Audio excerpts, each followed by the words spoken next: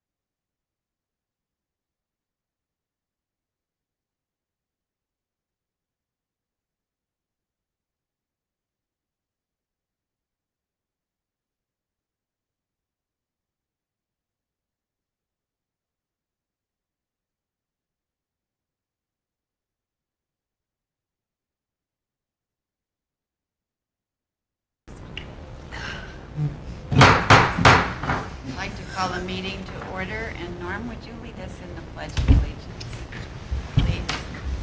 It's right behind you. Very good.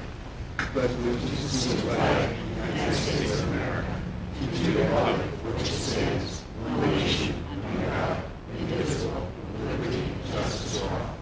Thank you very much.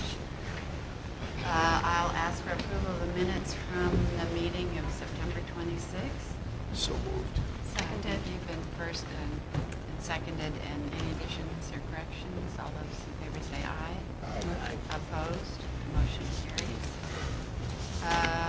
Have we had anyone signed up to speak? Yes, Grant Malone. Okay. Grant? Yes. Sure. Thank you. So I understand that the request for the pilot for the Fairlife project is on the agenda for today, correct? And if you don't know, our council is talking and negotiating with Coca-Cola and Fairlife for an agreement for the project. And I guess we're a little confused. Grant, can I have you introduce yourself? Oh, I'm sorry. Sorry, just I thought for everybody- minutes and for the okay. record. We all know who you are, but just That's fine. because Grant we're on Malone, YouTube. President Sorry. of the Rochester Building and Construction Trades Council. Just looking for some clarification on the process here. Because I'm being told by Coca-Cola that the property has not been secured yet from the landowners in Webster. I don't know if that's true or not. So I guess my question to the board is, moving forward with your pilot program, is that a prerequisite for this application, for this board to have that land secured by the owner, Coca-Cola, or not? No. It's not. I don't know. Can't That's what I'm here to answer ask. that. Right. So the land has not been purchased yet. Okay. And it is not a prerequisite for our. So is that the cart before the horse, I guess, to me? I No, mean, that's kind of because- what we're thinking about here. A lot of times, not in this case, but a lot of times when companies do apply for benefits, one of the things they apply for is the mortgage reporting tax exemption. So when they purchase and go to record the mortgage, they get the partial exemption. So it's pretty typical that property has not been purchased. So if the property deal fell through, would this pilot fall through also? If they don't move forward with Okay. the land purchase, yes, there would be no pilot. Okay, again, I appreciate the time. Again, and what we're looking at is, and trust me, people that know what we stand for, we're for workforce development, but along with economic development. To me, they go hand in hand. So our goal is, once we get the development secured, we want to secure workforce for the local labor, which you people are all about. I appreciate that agenda. Again, so I'm just here to help, moving forward with anything that we can do to help. But I want to clarify that because, again, I'm kind of getting stonewalled from Coca-Cola, to be honest with you. So that's why I wanted to, ask the question to this board so you know where we stand in this project moving forward. Okay? Thank you, Grant. We'll continue to work with you and your stakeholder community. Thank you and very make much. sure to continue to facilitate positive working relationships. Beautiful. Thank you. Anyone else? Rachel? No. All right. Jim Logan? Oh, Hello. is it Alan? What's that? What's the first name? Jim. Jim. Yes, You got it right that's the all first right. time. You were a substitute. Yeah, I know. I try to let Kevin do this job, but he decided to go to Europe or something again. Okay, so I'm going to be reviewing the report for September. So it covers between September 1st and September 30th. We performed 49 monthly site visits. During this period, we made 7 follow-ups. We checked for residents with 529 workers. Of those workers, 25 were non-compliant on the initial inspection. All were in compliance after our follow-up inspection. And there was a new sign delivered to 1020 Place, New York. So, any questions? Any questions for Jim? All right. Thank you very much. Okay, thank you. Greg, our financial report. Okay, thanks everyone. Financials through September 30th, 9 months in. Balance sheet remains strong. Our cash is down from where it was a year ago, mainly due to the reallocation of our assets and purchasing T-bills of about $10.4 million. As you can see in our investments, in our what we call our restricted investments, which represents our workforce development fund balance, to kind of summarize here, we have generated $5.2 million in workforce development funds and have allocated that. We have spent to date about $1.3 million, and that's where you come up with the $3.875 that's still in that account. Of that 5.2, we have committed about $4.7 million of program expenses against that, so we have about $525,000 left to commit to the overall workforce development fund. Everything else in terms of our assets and liabilities are according to budget and expectations. Our net assets have decreased from the last year due to our deficit, our expenses exceeding our revenue at this point. We'll talk a little bit more about projections and fee revenue probably when we talk the budget later on in the program here. But fee income is down to where we had thought. We do think we're going to rebound here over the next 3 months to get that closer to what our budget expectations are. You can see our interest income due to our investments is quite substantial based on the current environment. All of our other expenses are according to really budget and expectation. And like I said, I think over the next 3 months, based on what we anticipate fee revenue coming in, we're gonna chip away at that deficit a little bit and get down to a little bit more of a manageable number. I know we'll discuss, as you said, more of the financial details when we get into budget discussion. But any questions for Greg at this point? All right, thanks very much. Anna, our first project, Ultrafill LLC. Thank you. Ultrafill LLC is proposing the renovation of 10,000 square feet in the Sibley Square building in the city of Rochester. Ultrafill specializes in pilot beverage manufacturing, and it is a subsidiary of JCS Processing Controls Incorporated, a designer and manufacturer of beverage processing and blending equipment. This facility will allow for office manufacturing and research and development space. The $3.9 million project is projected to create 5 new full-time equivalents over the next 3 years. The applicant is seeking approval of sales tax exemptions only. The project is contingent on support from Empire State Development, and the benefit to incentive ratio is 230 to 1. Thank you, Anna. We have Greg Brichette, who's the president, with us. Would you like to step up to the podium? And is there someone by the name of John Eaton also with you? So tell us more, elaborate. Okay, so JCS is my father started the business in 1988 here in Rochester. So we do process engineering, design, build for the food and beverage industry. A lot of dairy work, a lot of high fructose spirits. So we've been our current building is over in Henrietta, Brighton, and John worked for us right out of college a long time ago. When he left us, he went and worked for several other beverage companies, Pepsi and ADP and different people. He came to me with this idea when he was at Pepsi of starting this. There's a need in the industry to start this pilot scale where manufacturers can come and do test runs without having to have the cost of actually using a full production line where it's very expensive. You can run 200 gallons of product versus 5,000 gallons of product, for instance, on a trial. And then being able to put it in a package that right now nobody can do on a pilot scale for hire. There's a couple places that have it privately, but for a company to come and be able to do a true trial and get an aseptic, which is a sterile product out the back end that they can do flavor testing, shelf life testing on, doesn't exist in the world really right now, and definitely not in North America. So it was an opportunity. So when John left Pepsi, I said, well, I didn't have the time to chase it, so why don't you come and work with us and come back full circle, back to where you started here in Rochester. So I mean, if you want to elaborate a little more. That's really what it is. I think the other side is for Rochester is, we have 5 employees we're talking about, but our customers are all going to be coming in from around the country, around the world. So, why we like the downtown area is, the hotels, the restaurants, and all that will be used by, our customers coming. And how did you end up selecting the Sibley Square? So that was part of a search we did with GRE. There's lots of different facilities, and Sibley's at the top of our list at the moment. It provides us a really great location and fit with their innovation and incubation space. And what we're trying to do with the beverage industry that doesn't exist today. It just felt like the right fit.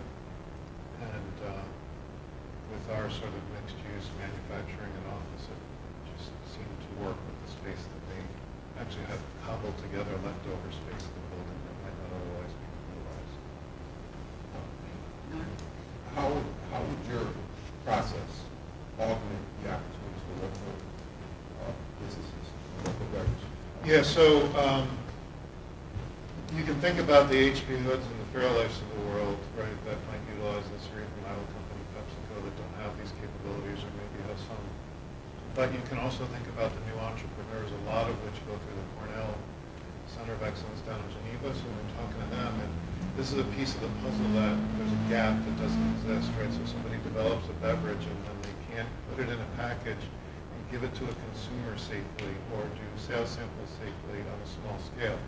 They've got to figure out how to get time on a production line, which is extremely tight since COVID, very expensive. So this fills that gap and allows local, state, any entrepreneur to have access to that development phase and that development cycle where they wouldn't have it before.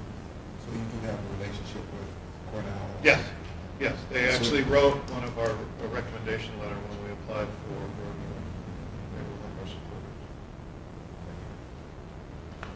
So this Okay. line, so this line will actually be in the Sibley building? Yes. All of the infrastructure is there? Like, I don't think of the Sibley building as light manufacturing. Right. Neither did we when Yeah, they neither told did us. we. Yeah. So where our line is very small, it's 5 bottles a minute, so it's even hard for me because I keep thinking about big, but it's very small. The area that we're looking to house the manufacturing is their current maintenance shop area, right? So loading dock, old loading dock to maintenance shop area. So water, sewer all exists. We're adding some small utilities, air compressors, boilers, etc., all very small. Some RG&E load, obviously. But it's very, very small scale. More pilot than what we normally consider manufacturing. When do you hope to have this up and running?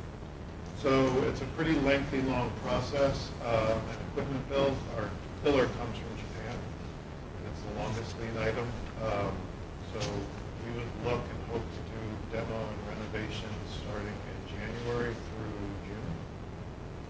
Equipment installation through the end of next year. And then we have to go for FDA validation after commissioning using a Thermal Process Authority.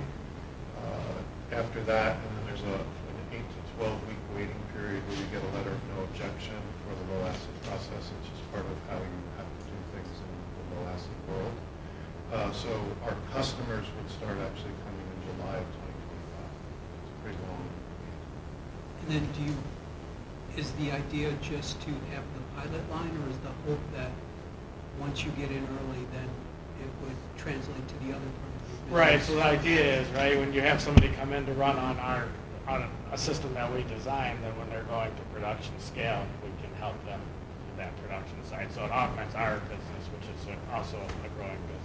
So Yeah, all of, I'll be back in front of you guys again because we're looking to do an addition on our property here coming up too, so. everything except the filler, all the process systems are being built by JCS, right? So there's sort of the synergy of bringing in entrepreneurs and new customers or even big people to be exposed to the JCS way of doing things and their equipment on a small scale and being able to test products without having to worry about will they work.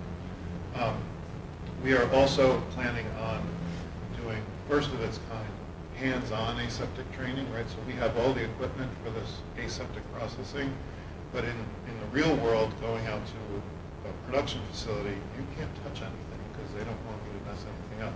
So we're going to develop aseptic training programs for large companies, small companies, entrepreneurs, whatever, even the folks at JCS understand it better as they come on board. And they're going to be actually able to hands-on, right? Take things apart, push buttons, learn by doing, which no one else can do. We're also planning on offering product development services through some labs that we'll have built to basically be, full turnkey. The only thing we wouldn't be able to do there, a total new package product, is develop the packaging themselves, but we're partnering with a couple of the packaging companies to be able to do small-scale runs of different packaging shapes and sizes. Thank you. Any other questions? Joe? Joe, any questions? No, I don't have any questions, ma'am. All right, thank you. All right, so there was a public hearing held on this project on October 16th. Rachel, were there any comments from No the meeting? comments. No comments, all right. I'll ask you a few local labor questions then. Are you aware of our local labor policy? Yes. And do you anticipate any local labor exemptions at this time? And are you aware that any exemptions need to be requested 45 days in advance? The seeker process is complete, so I'll now ask for a motion for inducement and final resolution approving a sales tax exemption. Is there a motion? Moved by Jay, seconded by Lisa. Any other comments, questions? I'll take a roll call vote. Jay? Yes. Norm? Yes. Troy is absent. Brett? Yay. Lisa? Yay. Joe?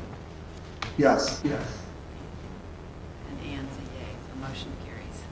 Thank you. Congratulations, good luck to you. Congratulations. Sounds very exciting. Sounds very exciting. It really does. You're an incubator. We are. We see the folks from Sibley coming back from an application based on the addition. Is this? I don't believe so, or we haven't had those conversations. We do have a current sales tax. They have a package current, with us that's we'll still see when open. that goes up, Okay, but they have a current one. okay. Yeah. That's a good question. Okay, our next project is Galena Elm Grove LLC. Anna? Thank you. Galena Development Corporation is proposing the construction of a 34,000 square foot office warehouse building in the town of Gates. The building will join 13 existing buildings in the Elm Grove Crossing Business Park. This building is considered a flex property to help cater to the demand for light industrial and flex space, and will be divided into suites for tenants to be identified. The applicant is seeking approval of sales tax and mortgage reporting tax exemptions only, and the benefit to incentive ratio is 9:1. Thank you, Anna. We have Evan Galena with us. Welcome. Welcome, thank Can you. elaborate further for us? Sure. Based on our industrial flex portfolio around Monroe County, we've seen an increasingly strong demand. And for the first time since pre-pandemic, we're building a speculative building, which is great. Costs have settled a little bit, and we see that it's time to build again. So we are continuing that. We already have some demand. Folks that we're talking with, no one signed as of yet, but we're very optimistic about the project. Obviously, we're seeking benefits to help keep costs as low as possible. Any particular type of tenants you're looking for specifically?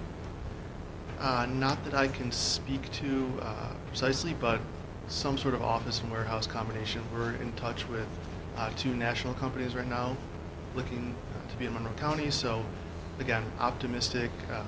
I'm hopeful that those will come to fruition, but at this point in time, I can't disclose who that is. Any questions? So you currently don't have any tenants for this building? Correct. There's no signed leases. It's a speculative build. One of the concerns is that by giving a new building benefits, it would be unfairly, you'd be unfairly competing with existing flex space. Can you address that? I can. Based on our portfolio, which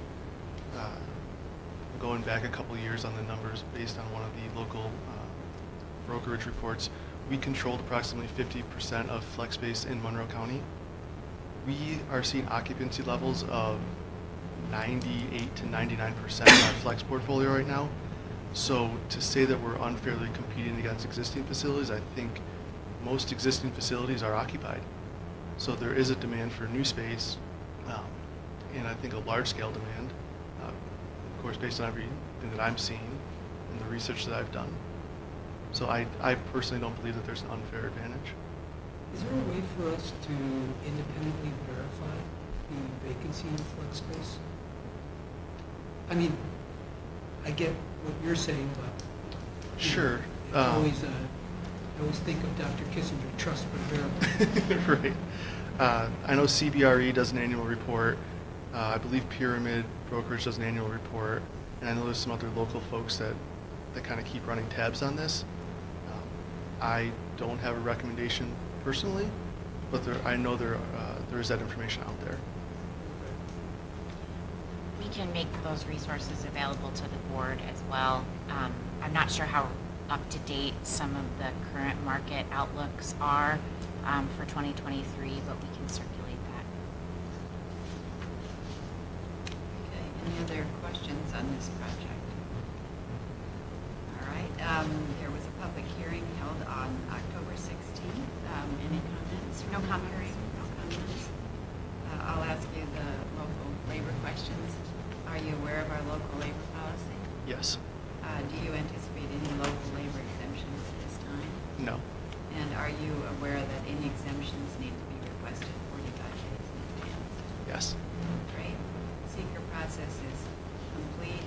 I'll now ask for a motion for inducement and final resolution approving a mortgage recording tax exemption and sales tax exemption. Is there a motion? Moved by Rhett. Is there a second? Seconded by Norm. Any comments, questions? Okay, I'll take a roll call vote. Jay? Yes. Norm? Troy is absent. Rhett? Yeah. Lisa? Yay. Joe? Yes. Yes. And Ann is a yay, so congratulations. Thank you very much. Your project.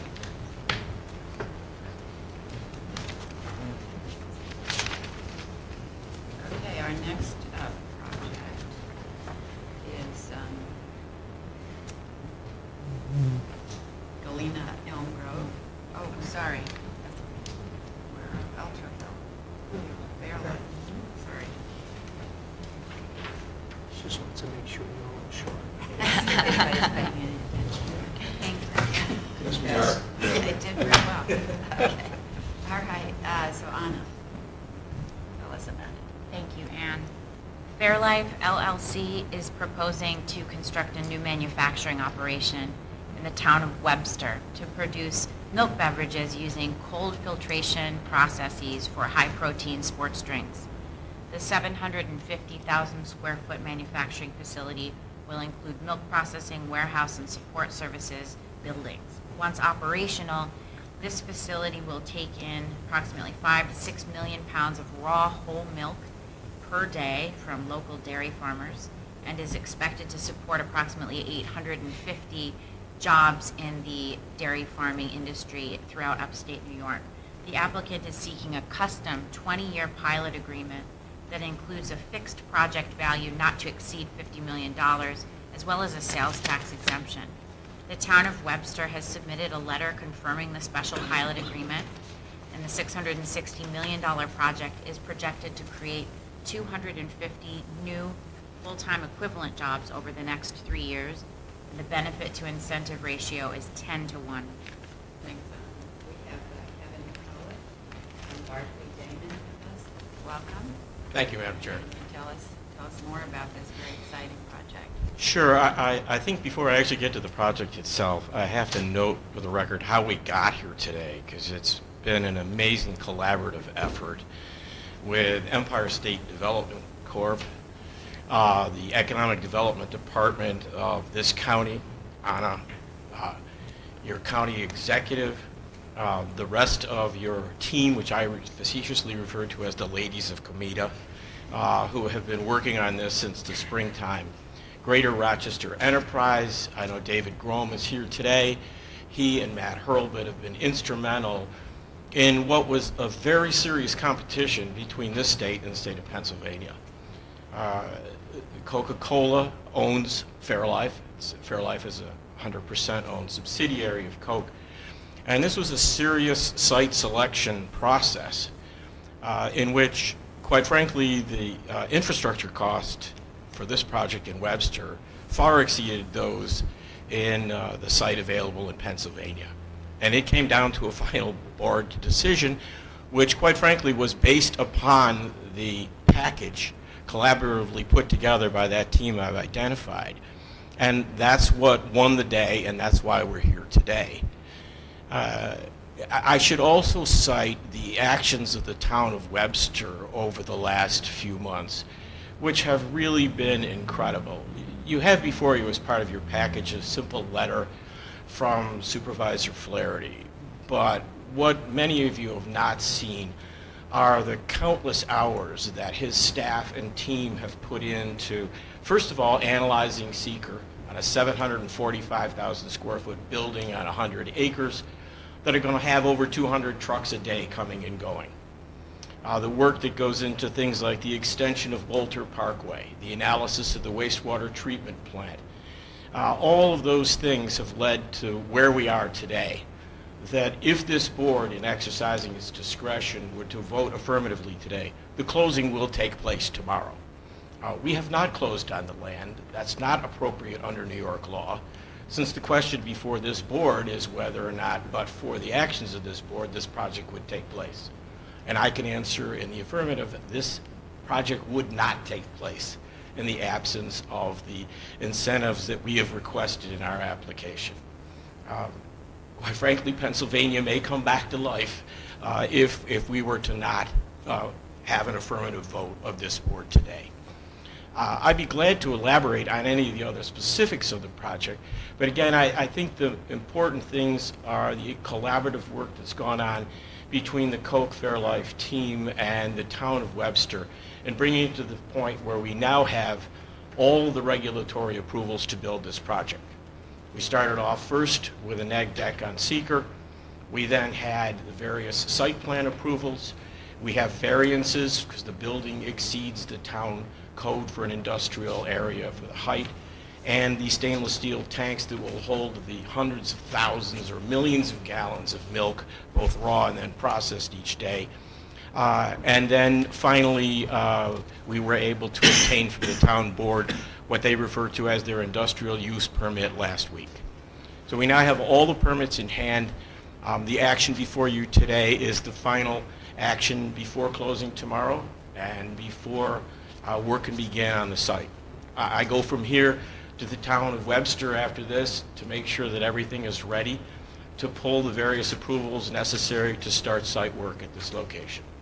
I'd be glad to answer any questions. Everyone's got a copy of the town of Webster's letter. It was also a support letter from the Northeast Dairy Producers Association.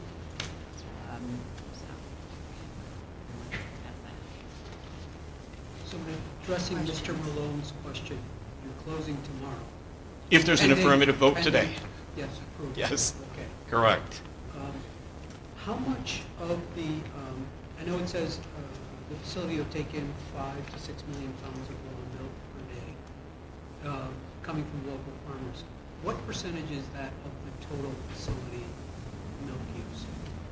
Is it 100%? Do you know that number? Do you mean will we process that much per day? Yeah. The plant will process between 5 million and 6 million pounds per day. So let me restate the question. All of the milk that's going to be processed will be local? Within 100 miles. Okay. Yeah. Mhm. Okay, from Yes. upstate. Thank you. But it would be delivered throughout North America? The finished product? Yes, the finished. Oh, the finished product will be delivered. Worldwide.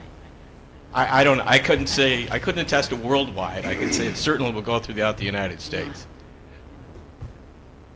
It'll go to your nearest Costco as soon as it's available. When is the plant expected to be operational? 2025. Any first half, second half, any? I'm sorry, I don't remember which quarter. You know, those things change as projects evolve. You know, the issue will always be, as it is on a lot of large projects in this area, especially with the Buffalo Bills stadium going on, availability of concrete, availability of people to do steel work, all those kinds of things. fingers crossed that they are available on the timeline that my client seeks, so we can move this project forward and get it completed on the hoped-for time frame. Looks like, according to your, the information you provided, that it should be operational by Q4. Should be. Thank you. Question. Yes. Kevin, you state here 250 FTEs that will be created. Will they be full-time jobs? Full-time jobs, benefits, everything, yes. Those 250 are in the plant workers. That doesn't count the drivers that will be coming and going, who will be employees of trucking companies. That's 250 people at the plant. You know, be employees of Coca-Cola or Fairlife, Fairlife, which is a simple, okay. correct. Kevin, I have a question. So I love the Northeast Dairy Producers letter. Can you talk about local dairy farmers and the benefit to them of Fairlife coming to Webster? I can, because that was actually one of my initial questions when studying this, was one on the availability of milk, and then what would this do to the dairy industry. And anecdotally, I learned an interesting thing that within this radius of 100 miles, and obviously we're excluding where it swings into Lake Ontario and Lake Erie, there's a surplus of milk at times, and so many dairy farmers have been forced to sell their milk to produce dry milk. And that's at, I won't say it's a below market price, but it's a reduced price. I don't have the specific numbers. So my understanding is that the dairy industry is very happy to be able to have a source to sell its milk at a full market price for regular milk and not at a reduced rate to produce powdered milk. Great to hear. Thank you. And I should also note that my understanding is that there are supply agreements in place, and that Fairlife only moved forward with determining that it wanted to build in New York when it understood that the dairy industry was available, had the supply, and was ready to enter into supply agreements. That was a prerequisite to ascertain that the raw product was there.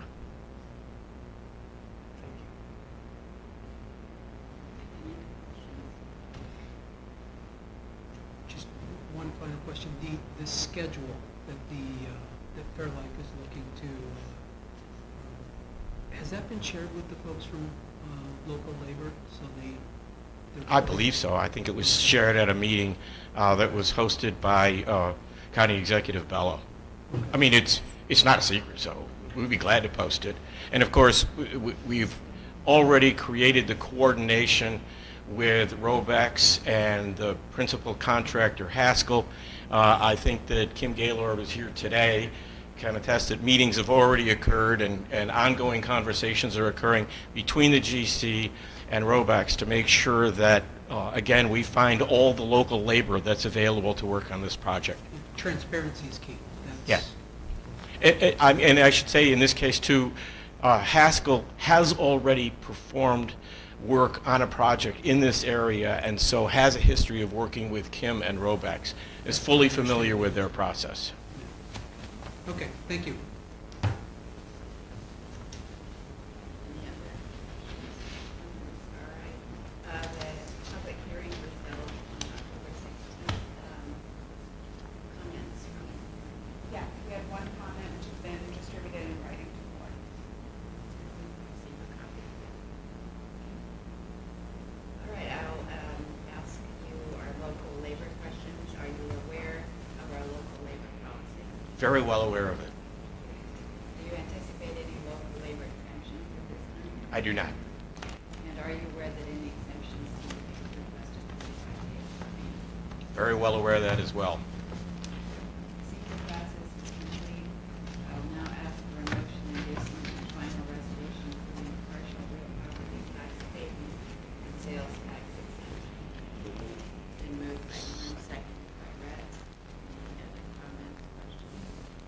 Take a roll call vote. Jay? Yes. Warren? Yes. Troy is absent. Rhett? Yay. Lisa? Yes. Dan is a yea. Motion carries. Thank you very much for your time and your consideration of Best this. of luck to you. It's an enormous project. We're very happy Thank you. to have you fulfilling that effort here. Again, I can't thank enough of the ladies in this room, your team, and the town of Webster, County Executive Bello, and obviously Empire State Development Corp. And GRE. They've worked so well together. You really should be proud of their ability to beat out a cheaper site in Pennsylvania with what they offered. Got to do it. Thank you. Thanks for We would welcome some periodic updates. Yes. Be Just glad to find out provide how the them. project is going now. I think My car knows the way from Syracuse to Rochester very well now. Okay, thank you very much. Thanks, Kevin. Okay, project modifications. The first one is Tower 195, LLC, extension. Thank you. And Tower 195 LLC is a Galena Development real estate entity. This began redevelopment of the former Chase Tower in 2015, which is now known as the Metropolitan, located in the city of Rochester. Since 2015, there have been several increases to the sales tax and mortgage recording tax exemptions for this project, as well as extensions of the sales tax exemption. The project was originally approved for a mortgage recording tax and sales tax exemption in October of 2015, and the applicant is now seeking an extension of the sales tax exemption through December 31st of 2024 to complete construction of apartments on the 26th floor. The project should be complete by end of 2024. Thanks. We do have Evan Galena here, who's available to answer any questions. Okay. All right, I'll ask for a motion to approve an extension of the sales tax exemption through December 31, 2024. So moved. Moved by Jay, seconded by Lisa. Any other comments, questions? All those in favor say aye. Aye. Aye. Thank you, Joe. Motion carries. Okay, next up to bat is Innovation Partners. Anna? Thank you. Innovation Partners Rock LLC is renovating the Xerox Square property to create a collaborative, academically focused campus. Phase 1 of the Innovation Square project was approved for sales and mortgage recording tax exemptions only in September of 2020. Phase 2 of the project was approved for sales tax and mortgage recording tax exemptions only in November of 2021. The applicant was approved for an increase in the mortgage recording tax exemption last year and an extension in January of 2023. The applicant is now requesting an extension of the sales tax exemption through December 31st of 2024 to complete Phase 2 of the project. Again, Evan Galena's with us to answer any questions. All right. I'll ask for a motion to approve an extension of the sales tax exemption through December 31, 2024. Moved by Rhett. Second. Seconded by Jay. Any other comments, questions? All those in favor say aye. Aye. Opposed? Aye. Motion carries. Thank you. Anna, we are going to now have a presentation by, or on the Apex Accelerator. I think we're going to oh, yes, we are. Sorry, I skipped over to finance. Sorry. I already did that once. Right. Yes. I would like to welcome up to the podium Anna Boulay-Fitzsimmons, who is our program director for the Monroe County Finger Lakes Apex Accelerator. This program previously was referred to as the Procurement Technical Assistance Center, or PTAC, and COMIDA has been very proud to be the host of the program for several years. And under Anna's stewardship, it has grown in terms of its impact on small businesses throughout Monroe County and beyond, as Anna and her staff have annexed some surrounding counties in the Finger Lakes region as well as in central New York, in fact. So Apex has helped Monroe County's economic development team cultivate relationships throughout upstate New York. Anna has developed really strong relationships also with the Department of Defense Office of Small Business Program, which is the majority funder of the program. And some opportunities to grow the Apex Accelerator's footprint in Anna's territory, so not just Butler County, but the surrounding region. And Anna is going to present her budget request for this coming year and talk about her plans. Anna? Thank you. Thank you for having me back again, and thanks for your continued support. Greatly appreciate it.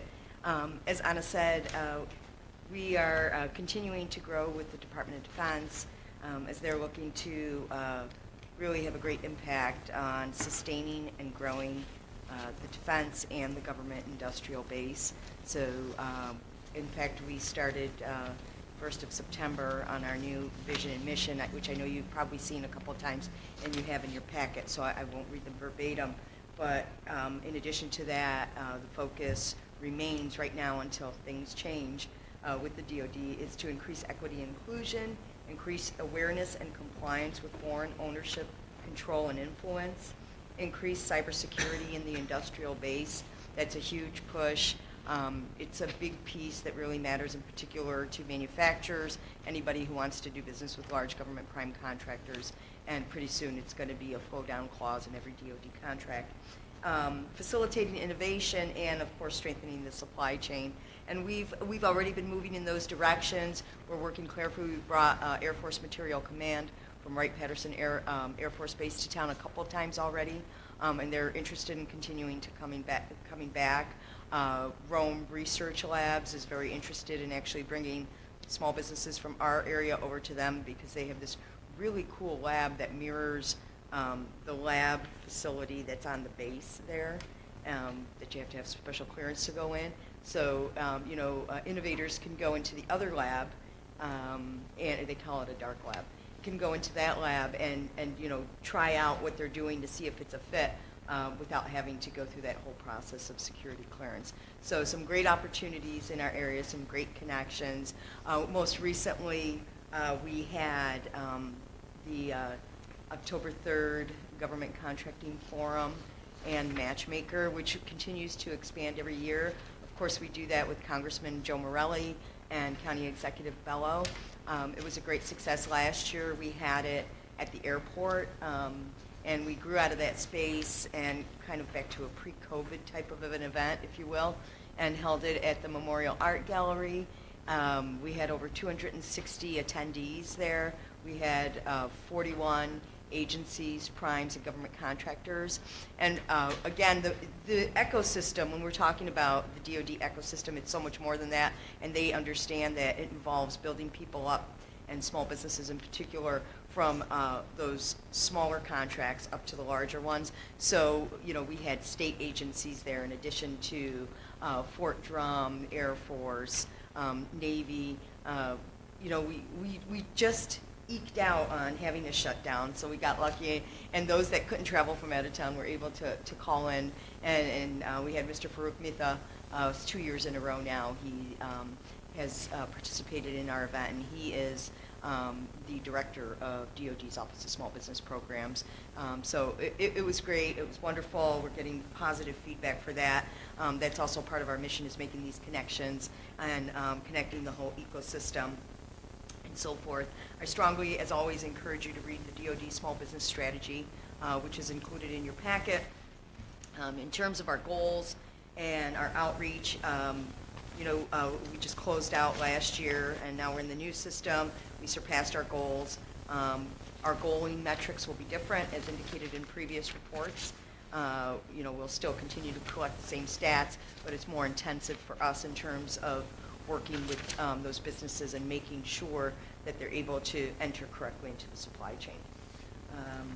So we have a kind of an overview of some stats that we've been sharing with the County Executive's Office, of course, and some on minority and women-owned businesses and the impact we've had there for your review, an overview of our outreach and training events, and so we're looking to grow the program, as Anna was saying, and by adding additional staff. So that's why you can see our request in the budget packet. It's on page 158. I'm sorry? Sorry, the budget request is on page 158 and 159. Thank you. Sorry. No, so thank you. Again, we're looking to grow the program and are supported by the DOD in their match of that. I continue to also serve on our National Association Board where we're working very closely with the DOD to help define and bring in all those agencies that are now required to work with Apex accelerators, the agencies, the large government prime contractors. Bringing Lockheed Martin to Rochester is a great thing. Yes, we have L3 Harris Space and Airborne Systems, a division here, and we have L3 Harris Communication Systems headquartered here, of course. So it's been great to be able to continue to build and expand those relationships and making sure that the manufacturers in particular that they're looking for are prepared to enter this defense industrial base, which is becoming more and more important. Anna, so in the budget comparison and budget request, you indicate the existing ratio, which is a 65%, 35% match, or 65% comes from Department of Defense, 35% from COMIDA, and there is a likelihood that we might, as we propose distressed budget, we can pivot to a 15% match and an 85% match from Department of Defense, 15% comes from COMIDA. Can you address that shift and the likelihood of the DOD approving that application? Yes, absolutely. So they have a formula. We use Department of Labor statistics that we have to review each county that we cover, and our counties all qualify for the distressed funding. And they have indicated to everyone to please use that formula if you qualify, because they do have the funding for us. So we're highly likely and highly confident that we will receive the 85-15 split. So the budget request is not to exceed $144,990.01, reflecting the existing cost sharing framework. And Anna will let us know when we hear from the Department of Defense about the 85%, 15% match, which would shift that number downwards. But either way, it reflects an expansion. Yes, that's correct. So, 44,990 and 1 cent. Actually, I would round it up. Sorry, that was my fault. I would round it up to 145. So, 145. Yeah. You're going to like it around 92. And yes, we'll find out. Anna, when will we learn from the Department of Defense about your application? So we can't submit the application until we have a board approval for matching funds, and we're submitting it by this Friday. And so we should hopefully know, I would say no more than a month max. And again, this is for a 24-25 budget. We're currently on a matrix that gets everybody across the country. We're one of 96 centers, gets everyone across the country on the same budget cycle. So right now we're on a September through March 31st budget. Then we'll forever be on a April 1, forever until forever is no more. Right? So until April 1 through March 31st budget. So unless there's a government shutdown, which we won't, I shouldn't even say that out loud, right? They'll be working on processing these as quickly as possible. So, my question is, what are the contributions from other 11 counties? This is specifically a Monroe County hosted collaborative, and the DOD provides 85% of the funding to support the other counties that we cover. And majority, I would say over 60%, probably more close to 65% of the clients that we serve are located in Monroe County. And that's also a really strong population for our women-owned businesses, minority-owned businesses, and service-disabled veteran-owned businesses. Okay, any other questions for Anna? Nice update. I don't know how you track all those million parts, but you're doing a terrific We job. have great help here and support. All right, any other questions? I'll ask for a motion to approve the funding in the amount not to exceed $145,000 for fiscal year 24-25. Moved by Lisa, seconded by Jay. Any other comments, questions? Aye. Opposed? Motion carries. Thank you. Thank you very much. Okay, now that we've done financial budget. Actually, do we want to, I know in our handout, it's on page 163, we do have the breakdown of the workforce development fund summary. You want to say anything about that on, or, right? Just FYI. Yeah, I think it was one of the things that we had discussed at the Finance Committee meeting, just because it's such a significant portion of our expenses, we wanted to kind of outline the commitments that we have made and when those expenses are going to be incurred, and so you can kind of see that separate report of what we have to date. And again, as you can see, there's still a little bit more to be funded of the program that we have, certainly raised dollars for. So that's just a separate report that kind of shows, by program and where that's going to fall in the next, couple of years. Because it's shifting. Yeah. And it's not exact, right? We're trying to, as programs get up, we don't know how quickly sometimes they get up, but we're here to support those efforts. So at the Finance Committee meeting, we met on October 10 to review the proposed 2024 operating budget, as well as review the current account investment balances. And the committee has recommended to the full board to accept the budget as presented.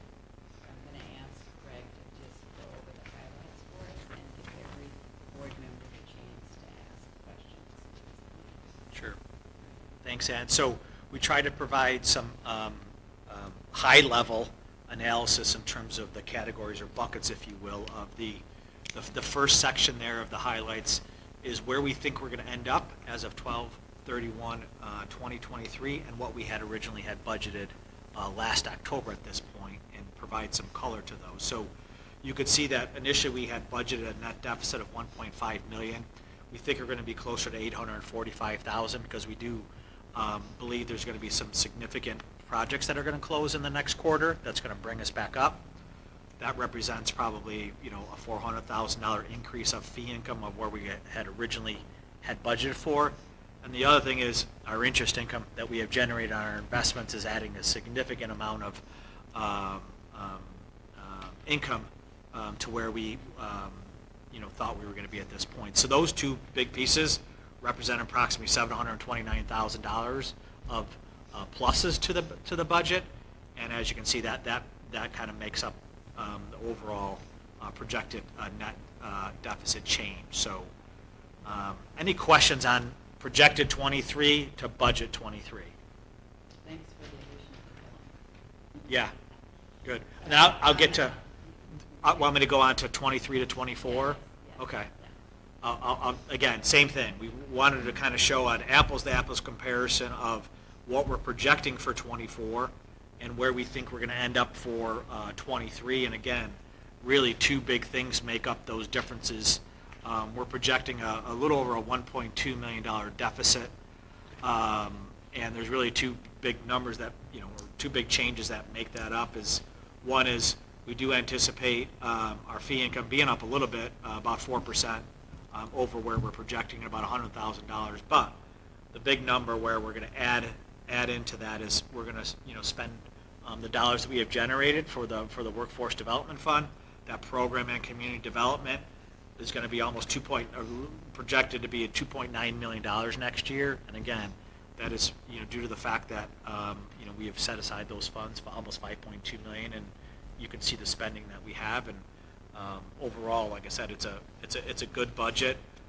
The organization is, based on our financial position, has allowed us to create a budget, a deficit right this second. So, everything else is pretty consistent in terms of, or pretty immaterial in terms of our changes, our general and administrative expenses and things like that. So, overall, a good budget based on certainly the organization's finances.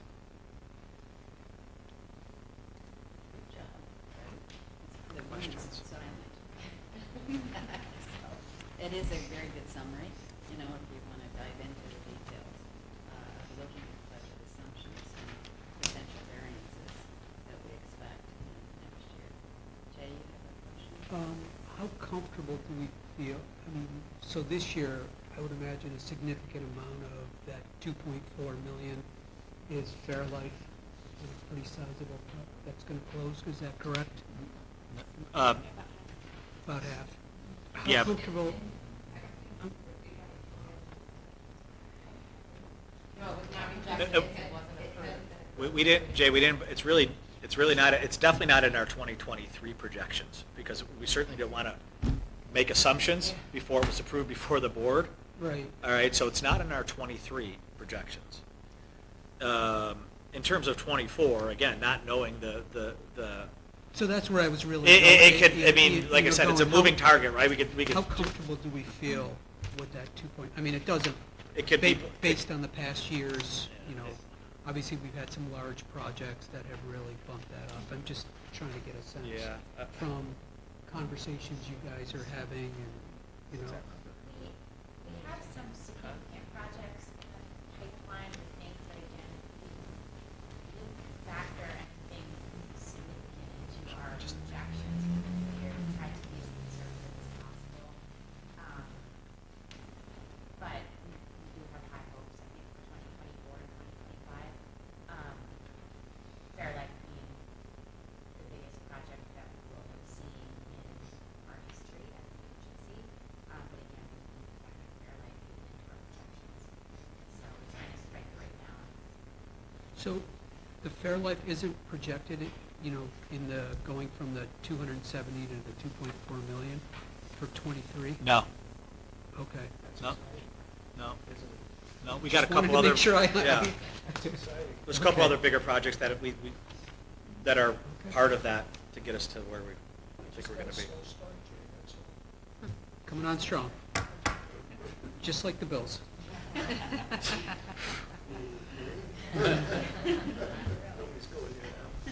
Any other questions for Greg? It's a bit of news, it's very thorough. So I'll ask for a motion to accept the 2024 operating budget as presented and recommended by the Finance Committee. So moved.